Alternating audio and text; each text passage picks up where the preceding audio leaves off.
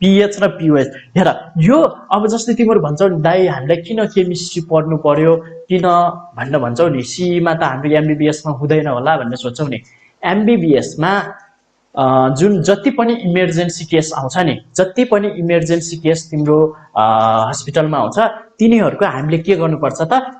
blood pH हेर्नुपर्छ arterial blood gas analyser भन्ने हुन्छ एबीजी एनालाइजर त्यहाँबाट हामीले pH हेर्नुपर्छ हाम्रो ब्लड को pH 7.35 to 7.45 हुनुपर्छ यदि त्यो भन्दा कम भयो र त्यो भन्दा बढी भयो भने एकदमै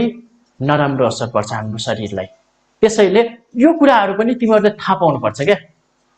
फिल भयो नि डाक्टर बन्नौ जस्तो फिल भयो नि त्यसैले pH pOH को बारेमा थाहा पाउनु पर्छ हेर pH अफ अ सोलुसन के हो त pH भनेको negative logarithm of hydrogen ion concentration simply के त pH is equal to minus log hydrogen को कन्सन्ट्रेसन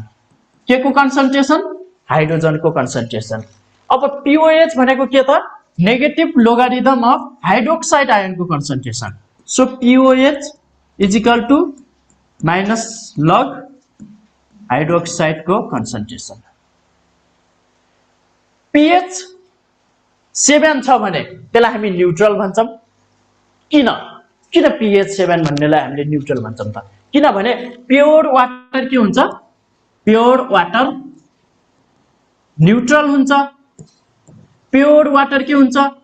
न्यूट्रल हुन्छ यसको मिनिङ त्यसको हाइड्रोजन आयन को कन्सन्ट्रेसन र OH माइनस को कन्सन्ट्रेसन कति हुन्छ त 10 to the power minus 7 हुन्छ अब मलाई भन pH भनेको के हो माइनस लग H प्लस को कन्सन्ट्रेसन हो सो माइनस लग H प्लस को कन्सन्ट्रेसन कति छ 10 to the power minus 7 हुन्छ यो क्याल्कुलेट गर्यो भने कति आउँछ त 7 आउँछ सिम्पल अब तिमीहरु रुल लेख त यहाँ लग को रुल धेरै चाहिन्न म्याथमेटिक्स को लागि धेरै चाहिन्छ हाम्रो लागि के चाहिन्छ त्यो लेख